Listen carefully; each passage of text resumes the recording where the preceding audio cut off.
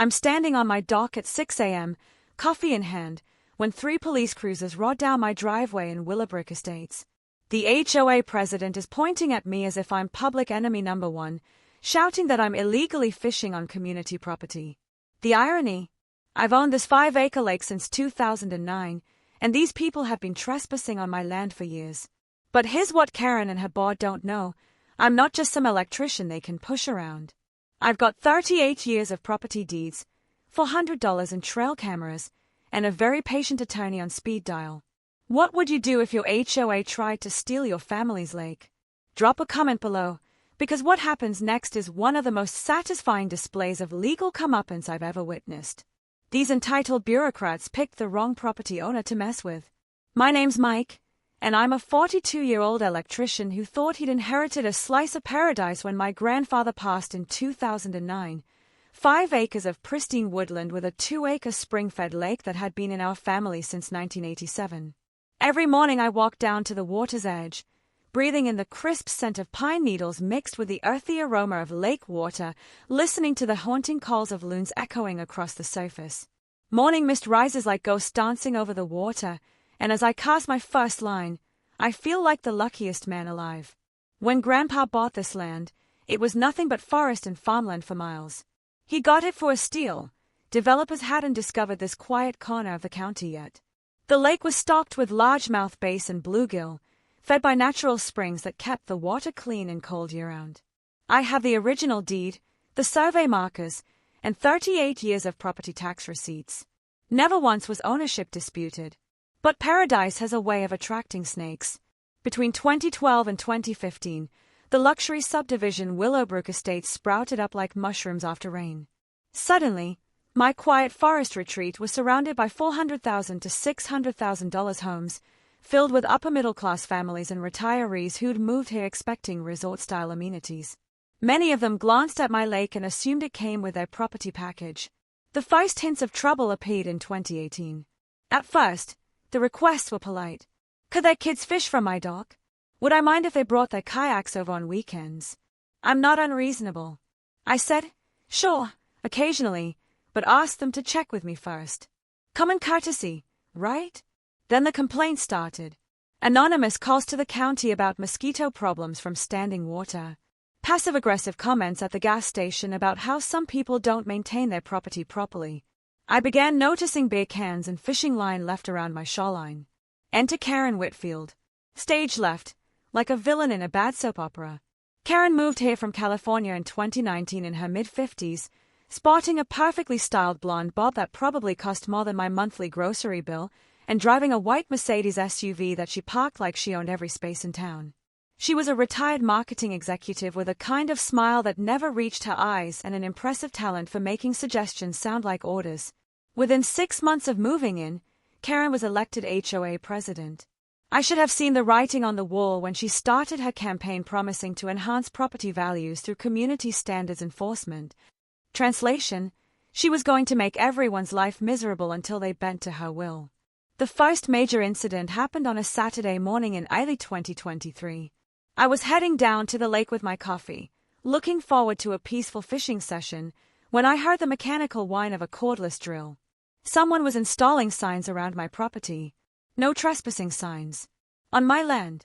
Without permission. I marched over and found Karen herself, dressed in what I can only describe as suburban safari wear, directing 2 men with a post-hole digger. The overpowering scent of her floral perfume hit me before I was even within talking distance. "Excuse me," I said, keeping my voice level. "What are you doing?" She turned around with that practiced smile, her heels clicking sharply on the asphalt driveway. "Oh, Mike, just helping to clarify property boundaries for everyone's benefit. You understand?" I took a deep breath. "I understand you're putting signs on my property without permission." Her smile faltered. "Well, there's been some confusion about public access to community amenities." "There's no confusion. This is private property. These signs come down now." That's when I saw the real Karen for the first time. The mask slipped, and underneath was pure entitlement wrapped in righteous indignation. "I don't think you understand your position here," she said, her voice dropping to that dangerous whisper rich people use when they're about to threaten you. This neighborhood has standards. Some people just don't fit. And that, friends, was the declaration of war. 2 weeks later, I learned Karen didn't appreciate having her authority questioned. I was enjoying my usual early morning fishing ritual, coffee still steaming in the cool air. That first cast of the day arced perfectly over the water when I heard car doors slamming. Multiple car doors. Karen appeared through the tree line like she was leading a military operation, flanked by 3 other HOA board members I barely recognized. "Mr. Henderson," she announced, using my last name like we were in court. "We need to discuss your ongoing violations of community standards." I looked around at my own property, my own lake, holding my own fishing rod. "I'm sorry, what now?" Karen's lackey, a nervous-looking guy named Brad who always wore polo shirts like it was a uniform, stepped forward with an official-looking envelope. "This is a cease and desist order from our attorney regarding your disruption of community peace and unauthorized use of shared recreational facilities." The taste of my morning coffee turned bitter in my mouth. I could hear my fishing reel spinning loose in the silence as I processed what they had just said. "Shared recreational facilities," I repeated. "You mean my private lake that I own?" "The HOA has determined that certain amenities impact community property values and therefore fall under our jurisdiction," Karen said, reading from what looked like a prepared script.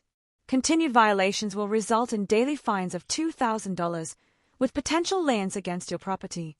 Here's the thing about bullies, they count on you being too shocked to respond effectively. They ambush you, overwhelm you with official-sounding nonsense, and hope you'll crumble under pressure." Karen had clearly done this before, but I'd been raised by a grandfather who taught me that when someone threatens your livelihood, you don't get mad, you get smart. "I'll need to review this with my attorney," I said calmly. Karen's smile widened like she'd won something. That weekend, I spent 12 hours at the county recorder's office digging through public records, the best $20 I ever spent on parking meters.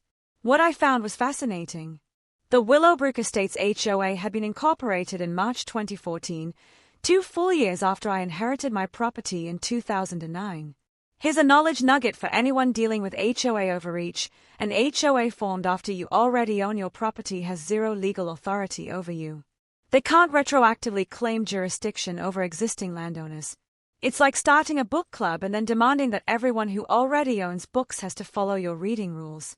Armed with this information, I did something Karen probably didn't expect. I hired a real attorney. The consultation cost me $5,000, but it was money well spent. Within 48 hours, my lawyer sent a cease and desist letter to the HOA, demanding they stop their harassment campaign immediately. Then I went on the offensive. I posted copies of my property survey and deed in the neighborhood Facebook group, along with a polite explanation of the actual property boundaries.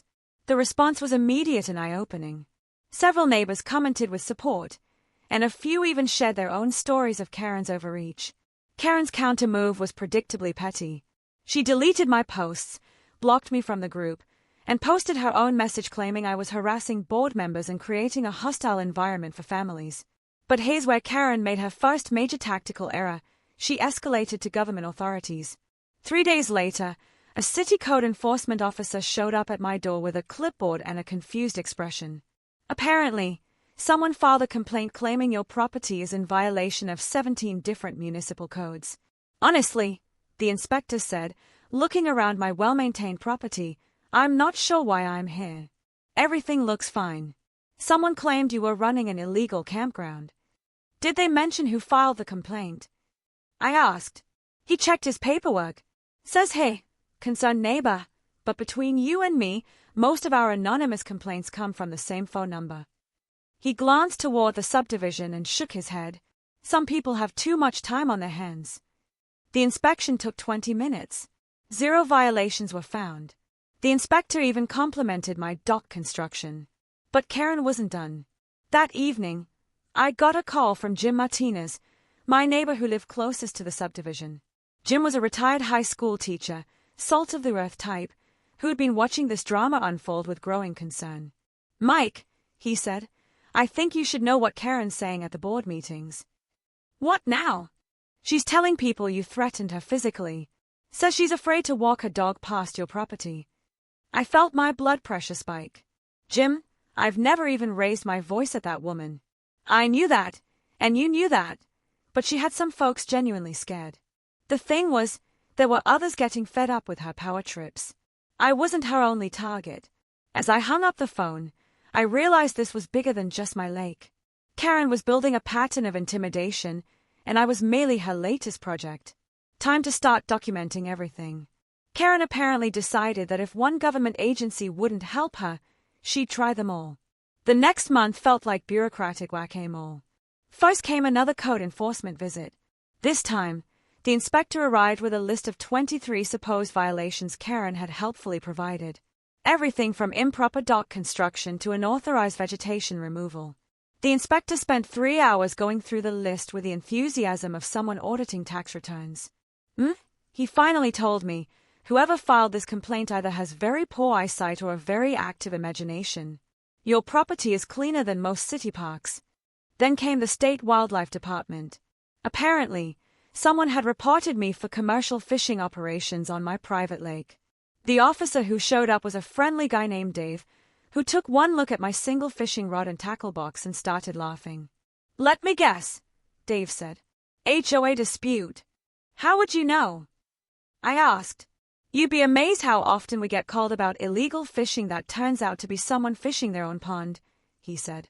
"Usually involves a neighbor who thinks they know more about wildlife law than wildlife officers do." But Karen's masterpiece was the social media campaign. She created a Facebook group called Willowbrook Community Safety and started posting daily updates about supposed threats to neighborhood tranquility. My morning fishing somehow became early morning disturbances affecting property values. The isolation tactics were more subtle but equally annoying. Suddenly, I wasn't invited to the annual block party I'd attended for years. Neighbors who used to wave started looking the other way. Even the mailman mentioned that some folks had been asking questions about my activities. Time for deeper research. I spent another weekend in the Public Records Office, diving into the HOA's formation documents. What I found made my electrician's attention to detail very, very happy. The original 2014 HOA incorporation clearly excluded my property from their boundaries, but there was an amendment filed in 2019 that somehow magically expanded their jurisdiction to include my land. Here's another knowledge nugget. Property cannot be added to an HOA without the owner's written consent. They can't just vote you in like you're joining a club. It's like your neighbor deciding your garage is now part of their Homeowners Association, completely illegal. But people try it anyway because most folks don't know the law. I took this information straight to my attorney, who immediately perked up like a hunting dog catching a scent. "Mike," he said, "this is fraudulent. They've been operating under false jurisdiction for 4 years. We can not only get them to back off, we can go after them for harassment under color of law."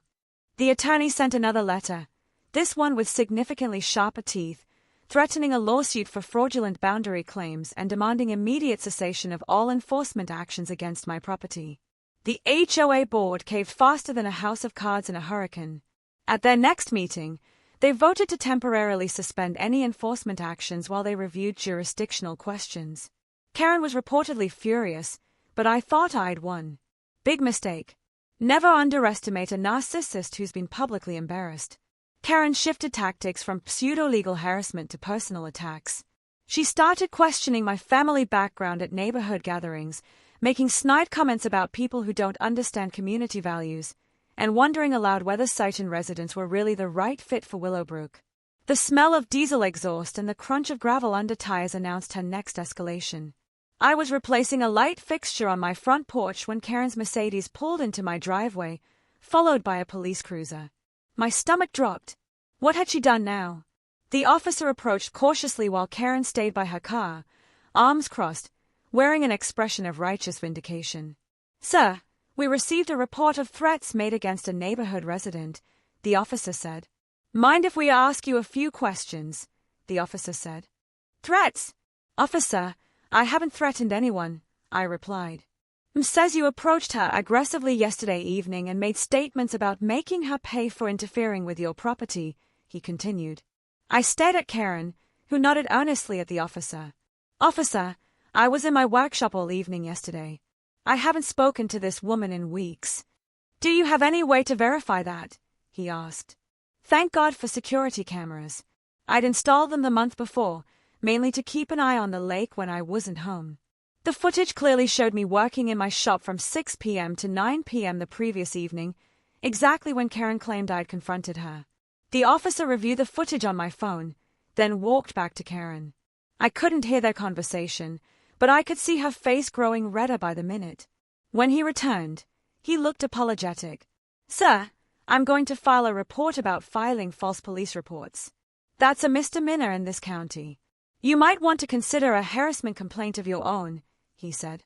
As Karen drove away, tires squealing slightly on the asphalt, the officer shook his head. "Between you and me," he said, "we know that address gets kind of exhausting. Any advice? Document everything. People like this usually hang themselves eventually. You just need enough rope." The false police report backfired on Karen in ways she probably didn't expect. When the officer mentioned my security cameras, something clicked in my brain. If I had cameras watching my property, what else might they have captured? That evening, I walked the perimeter of my land with fresh eyes.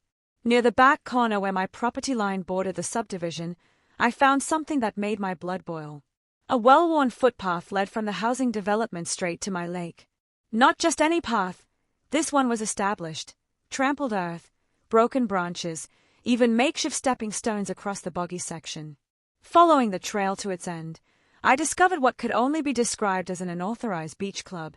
Someone had built a crude dock extension onto my existing structure. Permanent-looking Adirondack chairs were arranged around a stone fire pit, fishing rod holders bolted to trees, and a weathered cooler chained to an oak. The smell of old charcoal and stale beer hung in the air like evidence of countless trespassing parties I'd never known about. I installed trail cameras that weekend. I installed 6 motion-activated cameras with night vision, strategically placed to cover every angle of the unauthorized access route. Cost me $400, but I had a feeling it would be worth every penny. The footage was absolutely stunning. Over the next 2 weeks, I documented 47 separate instances of trespassing, families having picnics, teenagers throwing parties, adults hosting fishing tournaments. One memorable night even captured what appeared to be a full-blown barbecue with at least 20 people. But the real jackpot was Karen herself, appearing in the footage no fewer than 8 times. Karen, who claimed to be afraid of me. Karen, who'd called the police about my threatening behavior. There she was, bold as brass, using my lake like her personal resort. I made time for some detective work. Jim Martinez had become my unofficial intelligence network, and he delivered information that suddenly made the trespassing make sense. "Mike, you need to see this," he said, showing me a copy of the HOA's annual budget. "Look at line item 47. Lake maintenance. $15,000 over 3 years. They've been charging residents for maintaining your lake," Jim explained. Karen had told everyone the HOA was responsible for keeping the community water feature in good condition. Here's a knowledge nugget that'll blow your mind. Always audit HOA budgets if you suspect fraud. They often include expenses for property they don't actually own or maintain.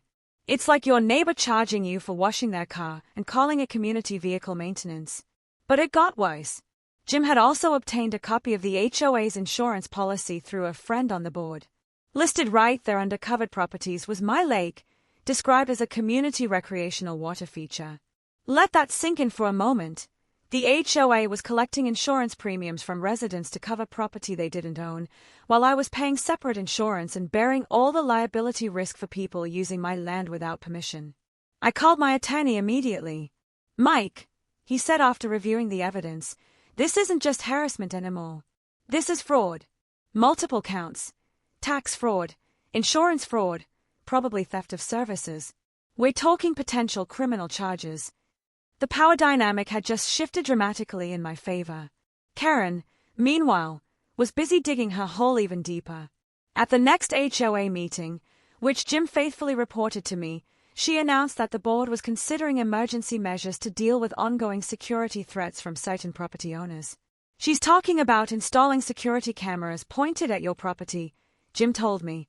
"Claims it's for community protection."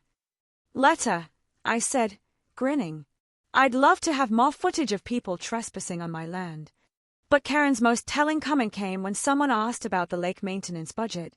"Some people," she said, her voice dripping with disdain, don't understand that living in a quality community comes with certain responsibilities. If they can't contribute to shared amenities, perhaps they should consider living somewhere more suitable to their circumstances. The barely concealed classism was becoming impossible for even her supporters to ignore. That's when I realized Karen's fatal flaw. She genuinely believed she was entitled to my property simply because she wanted it. In her mind, the lake should belong to the neighborhood because it would make her life more pleasant.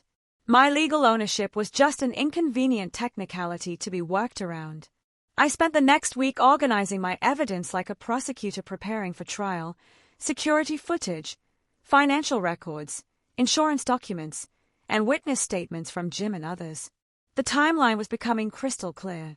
The HOA had been systematically defrauding both me and their own residents for years. But I wanted more than just a legal victory. I wanted accountability. And then the bombshell arrived in my mailbox on a Tuesday morning, disguised as routine government correspondence. I was sorting through the usual bills and junk mail when I spotted an envelope from the county assessor's office regarding a property tax assessment appeal review. Weird. I hadn't filed any appeals. My property taxes were reasonable, and I'd never had issues with the assessment. Opening the letter, I felt like I'd been punched in the gut. The Willowbrook Estates HOA was listed as a co-applicant, requesting a reduction in my property's assessed value due to shared recreational facilities, effectively reducing their individual property tax burden. They were claiming partial ownership of my lake for tax purposes. I drove straight to the assessor's office, the letter clutched in my hand like evidence of a crime, which, as it turned out, it basically was. I asked the clerk, "Can you explain how someone else can file tax appeals on property they don't own?" She pulled up my file on her computer, frowning at the screen. "This is unusual. According to this application, the HOA claims to maintain and insure the water feature, therefore qualifying for partial tax relief under shared amenity provisions. They don't own, maintain, or insure anything on your property. Do you have documentation proving sole ownership?" I slapped my deed on her counter. "Owned by my family since 1987. Never been shared ownership." Her frown deepened. "Sir, if this application contains false information, that's tax fraud. We'll need to investigate this immediately." Tax fraud. The words hit me like lightning. I drove home in a daze, but my brain was racing. If Karen was bold enough to commit tax fraud, what else might she be lying about? I spent the rest of the day cross-referencing every document I could find. The insurance revelation was even more infuriating. I called my homeowner's insurance company and asked a simple question: if someone else's insurance policy lists my property as covered, what does that mean legally? "Well," the agent said, "either there's been a mistake, or someone's committing insurance fraud. You can't insure property you don't own." I let that sink in. That was like me taking out life insurance on a stranger. And if someone had been collecting premiums from people to cover property they didn't own, that would be theft, plain and simple. The scope of Karen's fraud was staggering. She wasn't just harassing me, she was systematically stealing from her own neighbors while committing multiple felonies. But the real kicker came when Jim called that evening with intelligence from his wife, who worked at the bank. "Mike, you're not going to believe this. Karen's husband filed for business bankruptcy last month. They're in serious financial trouble."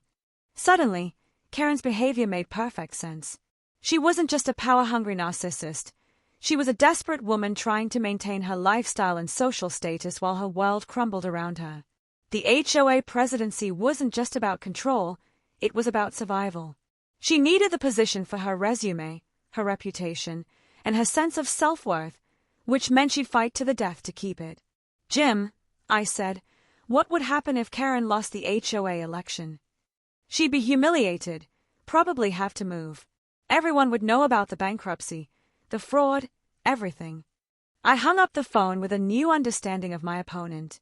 This wasn't just about my lake anymore. Karen had bet everything on her ability to intimidate me into submission. She'd committed multiple crimes, alienated half the neighborhood, and destroyed her credibility with local authorities. She was cornered, desperate, and dangerous. But I now held enough evidence to destroy her completely. Tax fraud, insurance fraud, theft, trespassing, filing false police reports.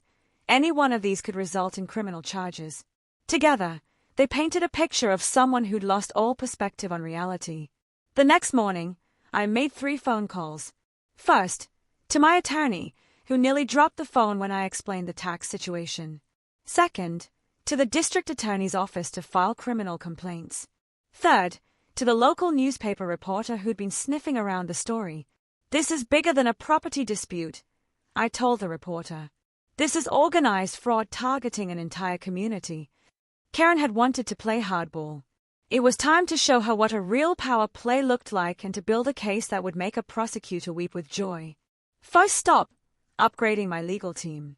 My original attorney was excellent for property disputes, but I needed someone who specialized in HOA fraud and had courtroom experience with white-collar crime. After 3 consultations, I found Sarah Chen, a litigation specialist who had made her reputation taking down corrupt community associations. "Mike," she said after reviewing my evidence, "this is a prosecutor's dream. We're talking about a pattern of fraud spanning multiple years, multiple victims, and multiple agencies. I'll take this on contingency because I'm confident we'll win big." The beauty of a contingency arrangement: I wouldn't pay unless we won. Sarah was confident enough to bet her time on our success. Next came professional evidence compilation. Sarah recommended a forensic accountant to analyze the HOA's financial records, all of which Jim had been diligently collecting. The accountant's preliminary report was damning. $47,000 in questionable expenses over 4 years, including the lake maintenance fraud, unauthorized legal fees, and what appeared to be personal expenses disguised as community management costs. But we needed more than financial records. I hired a professional land surveyor to create an updated, court-admissible survey of my property boundaries. Cost me $8,000, but here's a crucial knowledge nugget: professional surveys are worth every penny in property disputes. They are legally admissible evidence that carries far more weight than any HOA map or neighborly agreement. Never trust amateur boundary markings when your property rights are at stake. Meanwhile, Jim was building our community intelligence network. Karen's reign of terror had created more enemies than allies. 6 other residents were quietly documenting their own harassment stories, and a retired accountant named Mrs. Patterson volunteered to help analyze the HOA's books.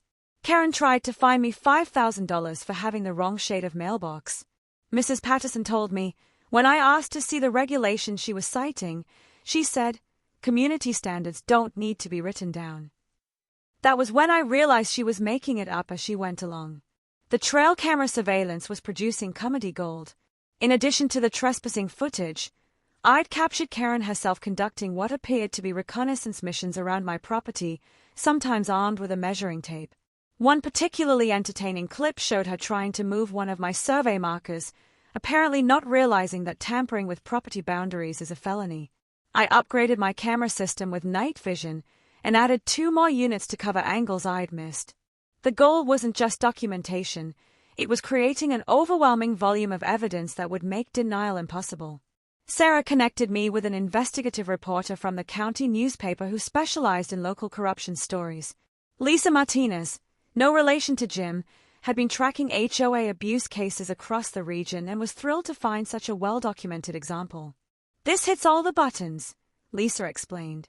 "Fraud, abuse of power, targeting working-class families, elderly victims. Plus, you've got actual evidence instead of just complaints. When can we schedule interviews with your neighbors?" The criminal complaints were progressing faster than expected. The district attorney's office had assigned an investigator who seemed genuinely excited about the case. Apparently, white-collar crime involving suburban community associations was a growing problem, and they had been looking for a solid case to set precedent.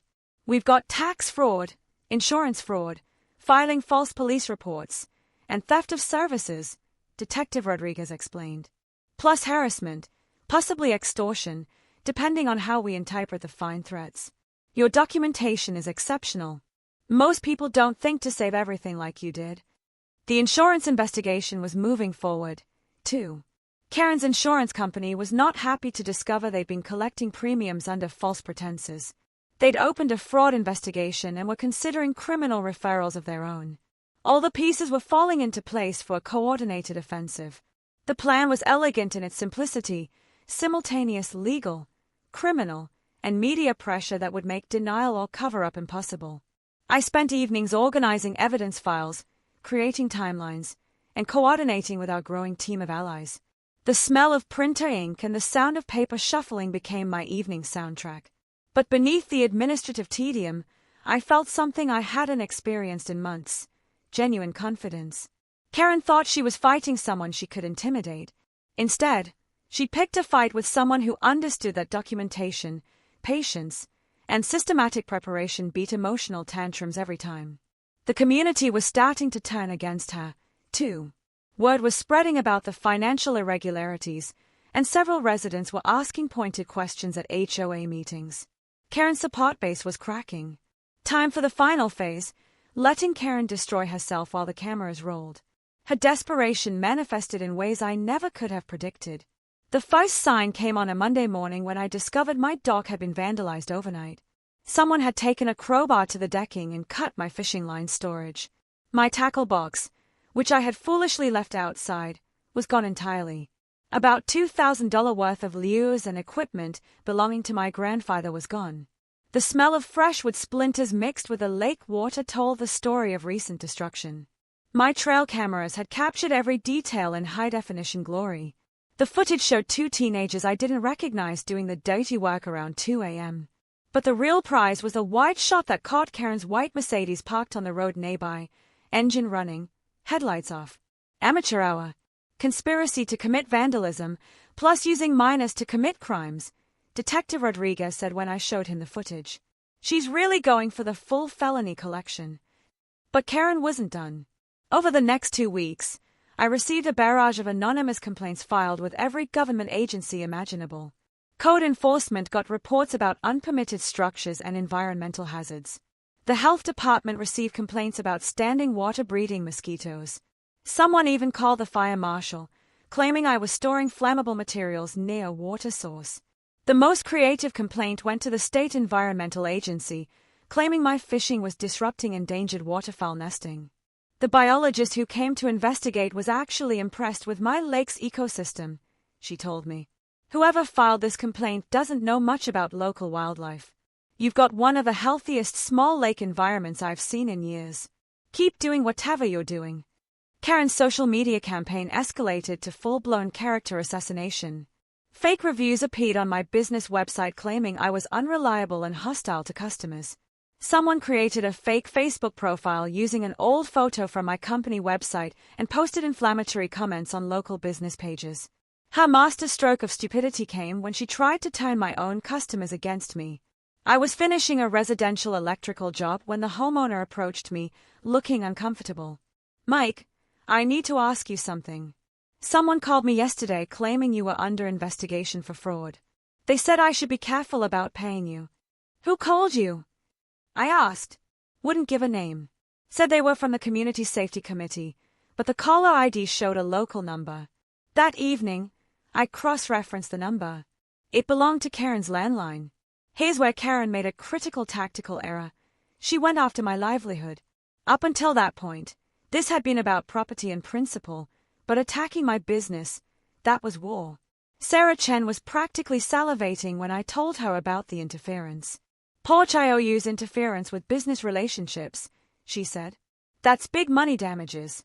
We can now sue for lost income, reputation damage, emotional distress." Karen had just turned a property dispute into a 6-figure lawsuit. The real entertainment came when Karen decided to get creative with law enforcement. I was replacing outlet covers in my kitchen when I heard the familiar sound of multiple vehicles in my driveway. This time it wasn't just police, it was police, paramedics, and a fire truck. "Sir, we received a 911 call about someone having a medical emergency at this address," the paramedic explained. Caller said an elderly man had collapsed and wasn't breathing. I was the only person there, and as you can see, I'm fine. "False emergency calls are a felony," the police officer said grimly. "This is the third one this month from your neighborhood. Someone's trying to tie up emergency resources." The 911 recordings, which became public record after the investigation, were pure gold. Karen's voice was clearly identifiable on 2 of the 3 calls, despite her attempts to disguise it. She'd reported a heart attack, a possible drowning, and shots fired at my address. Each false emergency call was a separate felony charge. But Karen's pièce de résistance was her attempt at bribery. I was checking my mail when she appeared, walking up my driveway with the confidence of someone who thought she held all the cards. "Mike," she said, "I think we can resolve this situation like adults." I kept my phone recording in my pocket, a habit I developed after the false police report. "I'm listening. The HOA is prepared to offer you $25,000 cash plus exclusive fishing privileges for your family in exchange for your cooperation in resolving our boundary disagreement." Cooperation meaning what exactly? "You withdraw your complaints. We formalize a shared use agreement for the lake and everyone wins." And if I didn't agree, her smile turned predatory. "Well, these legal battles can be very expensive and very public. Small business owners can't afford that kind of attention." I had it all on recording: attempted bribery, extortion, and threats, all captured in Karen's own voice. The beautiful irony: she thought she was offering me a way out, when in reality, she was handing me the final nail for her coffin. Karen's final gambit was so outrageous it bordered on comedy, if it hadn't been potentially devastating to my property and health. 2 days after her failed bribery attempt, I received an official-looking letter from the city's environmental health department. Someone had filed a complaint claiming my lake was contaminated with hazardous runoff that posed a significant public health risk to the surrounding community. The complaint was detailed, technical, and completely fabricated. It claimed chemical analysis had detected elevated levels of petroleum products and heavy metals in the water, supposedly from my electrical work equipment being stored too close to the shoreline. When the environmental inspector arrived, he brought a full hazmat team, looking ready to declare my property a Superfund site. "Sir, we're going to need to test every inch of this water," he said, suiting up like he was entering Chernobyl. "If these contamination levels are accurate, we'll have to condemn the property immediately." My stomach dropped. A contamination finding could not only destroy my property value, it could bankrupt me with cleanup costs. But here's the thing about actual environmental professionals: they know their business. After 30 minutes of testing, the inspector started looking confused. "This is some of the cleanest natural water I've ever tested," he said, pulling off his protective gear. Whoever filed this complaint either used fake test results or completely made up the data. The complaint included a lab report claiming to be from a Q-Test Environmental. I called them that morning. They'd never heard of my property and had never tested water from this address. Creating fake government documents is a federal crime. But Karen wasn't done destroying herself. That same week, she attempted to organize a boycott of any local business that served me. She created flyers claiming I was under investigation for environmental crimes and a threat to community safety. The flyers were distributed to every business in town, complete with my photo and a warning that supporting dangerous individuals enabled community harm. The response from local business owners was swift and unanimous. They called it harassment and threw the flyers in the trash. Several shop owners contacted me directly to express support and share copies of Karen's insane manifesto. "Mike," said Tom from the hardware store, "in 30 years of business, I've never seen anything this crazy. She's making herself look like a lunatic." But Karen's masterpiece of self-destruction came when she decided to take her case to social media with a public video. Jim Martinez sent me the link with the message, "You have to see this." She's completely lost it. The video was a 20-minute rant posted to the neighborhood Facebook group, filmed in Karen's living room with lighting that made her look like a horror movie villain. She claimed I was part of a conspiracy to destroy property values and that my lake was illegally harboring criminal activity. The conspiracy theory got wilder as the video progressed. According to Karen, I was working with outside agitators to take over the neighborhood, and my phishing was actually coded signals to criminal associates. The comment section was pure gold.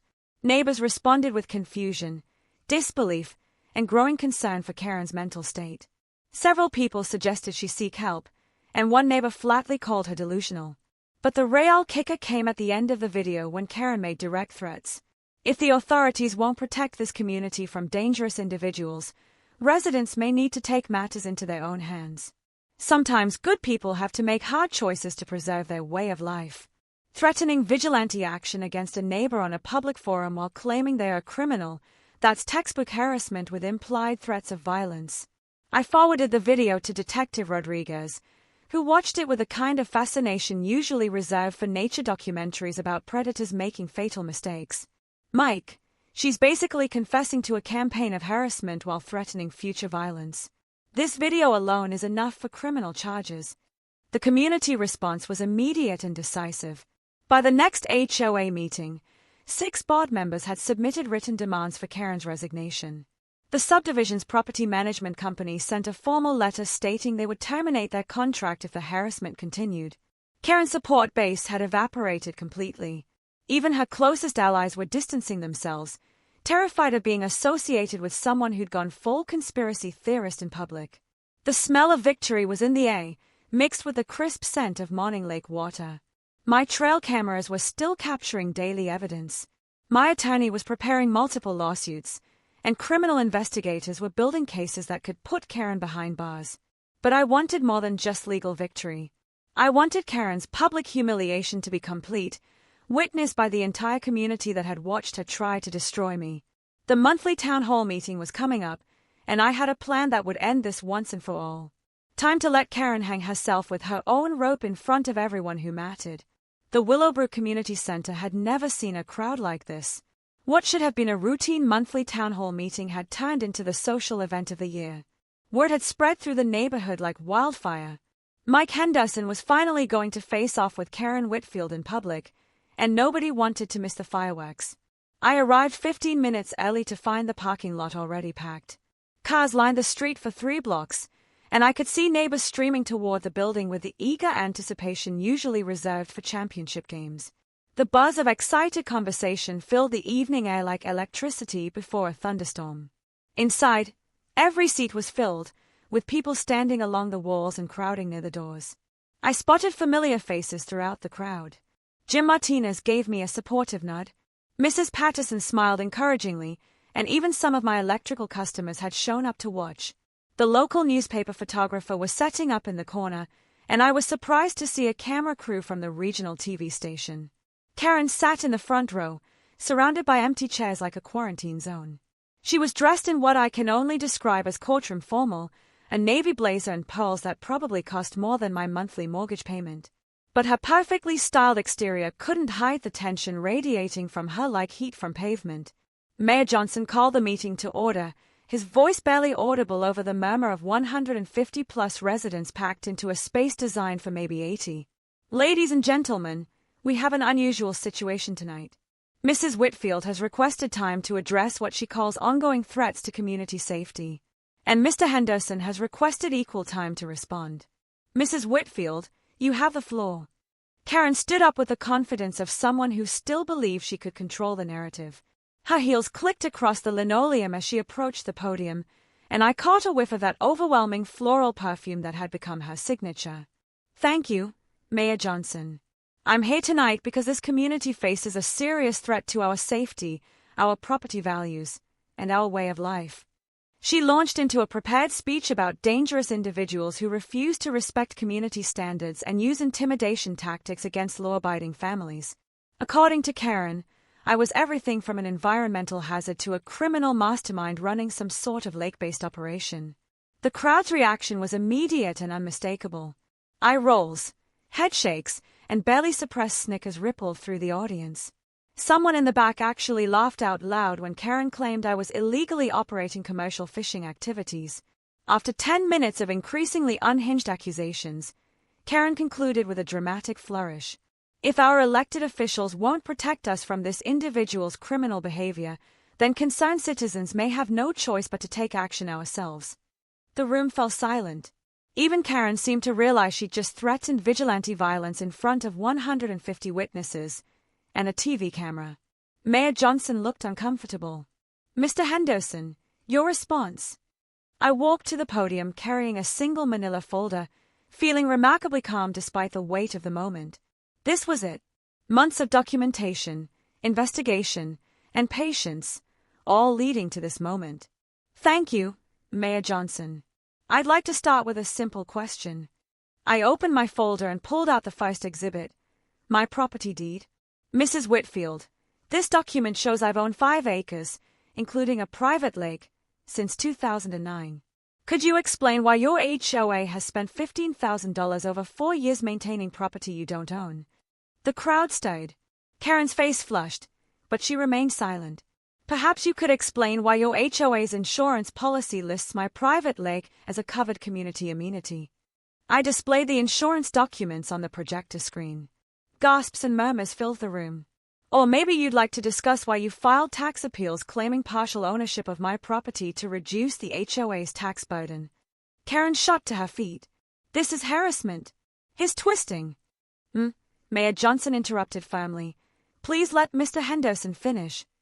I pulled out my phone and connected it to the sound system. Mrs. Whitfield. Last week, you offered me $25,000 to withdraw my complaints against the HOA. Would you like to explain to everyone what you meant when you said small business owners can't afford legal attention? I played the recording. Karen's voice filled the room clear as day, offering bribes and making threats. The crowd erupted. Shouts of "What the hell?" and "Are you kidding me?" echoed through the building. Several people were on their phones, presumably recording or sharing updates. Karen was standing now, her face cycling through shades of red that shouldn't exist in nature. "You recorded me without consent," she shouted. "That's illegal," Karen shouted. "Actually," I said calmly, "Virginia is a one-party consent state." Then I clicked to the next slide. Trail camera footage appeared on the screen, Karen and 2 teenagers vandalizing my dock at 2 a.m. "Would you like to explain why you were supervising minors committing felony vandalism?" I asked. Karen completely lost it. "This is a conspiracy," she screamed. "He's working with criminals to destroy our neighborhood. Someone needs to stop him." Her words cut off abruptly as Sheriff Williams strode through the back door, flanked by 2 deputies. "Perfect timing." "Karen Whitfield," Sheriff Williams announced, his voice cutting through the stunned silence, "you're under arrest for filing false police reports, insurance fraud, and conspiracy to commit vandalism." The room exploded. Camera flashes lit up Karen's face as she was read her rights in front of the entire community. Her perfectly styled facade crumbled as handcuffs clicked into place. The woman who had terrorized the neighborhood for months was led away in disgrace. The crowd erupted in spontaneous applause, not for Karen's arrest, but for justice finally being served. 3 weeks later, the legal dominoes fell exactly as predicted. Karen pleaded guilty to multiple fraud charges in exchange for probation, community service, and $50,000 in restitution, money that would be returned to the HOA residents she had been stealing from. The HOA board voted unanimously to permanently exclude my property from their jurisdiction and issued a formal public apology published in the local newspaper. The criminal case became a cautionary tale studied by property rights lawyers across the state. Detective Rodriguez told me it was the most well-documented harassment case he'd ever seen, and prosecutors used my evidence-gathering techniques as a training example for other victims of HOA abuse. But the real victory wasn't legal. It was personal. 6 months after Karen's arrest, I hosted the first annual Willowbrook Lake Day at my property. What started as a simple neighborhood barbecue turned into a celebration of community healing. Laughter echoed across the water, children ran barefoot on the grass, and neighbors swapped stories without fear or judgment. The lake, once a battleground, had finally become what it was always meant to be, a place of peace, connection, and renewal. Families brought picnic blankets and folding chairs. Kids learned to fish with tackle donated by local sporting goods stores, while the smell of grilled burgers mingled with the clean scent of lake water in the perfect summer evening air. Jim Martinez's granddaughter caught her first bass that day, squealing with delight as the fish leapt and splashed. Mrs. Patterson brought homemade potato salad and regaled everyone with stories of her accounting investigation into Karen's financial crimes. Even Mayor Johnson stopped by to officially thank me for restoring transparency and accountability to local governance. The lake that had once been a battlefield had become a symbol of what communities could accomplish when good people stood up to bullies. Partnering with the state wildlife department, I launched an educational program teaching kids about lake ecology and conservation. Every Saturday morning, young families gather at my dock for free fishing lessons and environmental education. The program has become so popular that 3 neighboring counties have asked for guidance to start similar initiatives. My electrical business thrived beyond expectations. Media coverage brought customers from across the region, and my reputation for methodical problem-solving became legendary. I now employ 2 apprentices and have a waiting list for major projects. Perhaps the most satisfying outcome was watching the HOA transform under new leadership. Transparent budgeting, regular audits, and a strict anti-retaliation policy replaced the fear and chaos of Karen's reign. Property values increased, and the neighborhood developed the genuine sense of community that had been impossible under her tyranny. 1 year later, I sit on my dock at sunrise, coffee steaming in the cool morning air, listening to the familiar call of loons across the water. Children's laughter drifts from the shoreline where families arrive for our weekly conservation program. A gentle breeze carries the scent of pine needles and the promise of another perfect day. Karen moved away shortly after her conviction, and nobody misses her. The neighborhood has finally become what it could have been all along, a place where families support each other rather than tear each other down. Other communities now seek my guidance to fight HOA corruption. What began as a battle over one lake turned into a statewide advocacy campaign. Standing up to a single neighborhood bully became a roadmap for justice. And tonight, I've got a new story for you, the one about the HOA president who tried to steal her neighbor's garden and got taken down by a 78-year-old grandmother with a law degree. If you've survived your own HOA nightmare, share your story in the comments. I read everyone. Some of the wildest tales might become future videos. Because sometimes, justice tastes as sweet as a perfect morning cup of coffee, sitting peacefully by a lake, surrounded by friends, knowing that preparation, patience, and perfect timing can make even the smallest person win.